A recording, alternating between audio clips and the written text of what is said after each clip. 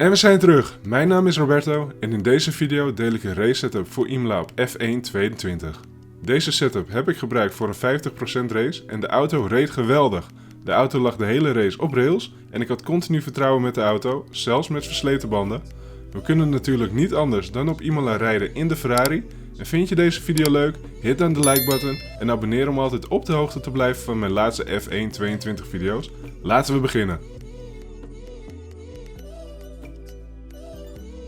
Het vierde circuit in mijn setup-series is Imola, een circuit waar ik in F1 2021 niet heel graag aan terugdenk met een sim-matige race.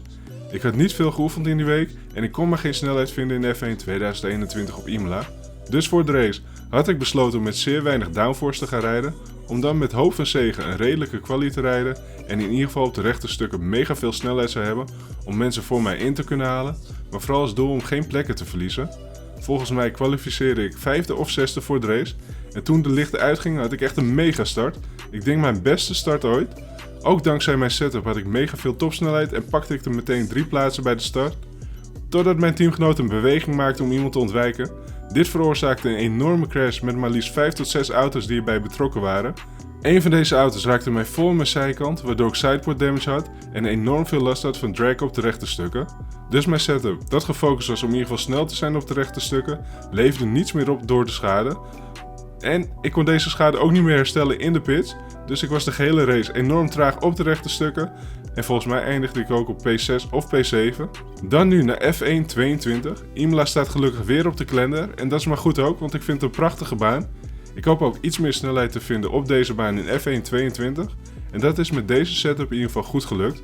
Deze setup rijdt heerlijk over Imola en heeft ervoor gezorgd dat ik de gehele race continu snel kon blijven rijden. De auto is heerlijk in balans en heeft geen last van onderstuur. Een ideale race setup dus. De vleugels staan op 25 en 29. Dit zorgt ervoor dat je voldoende snelheid hebt op de rechte stukken en goede rotatie en balans door de bochten.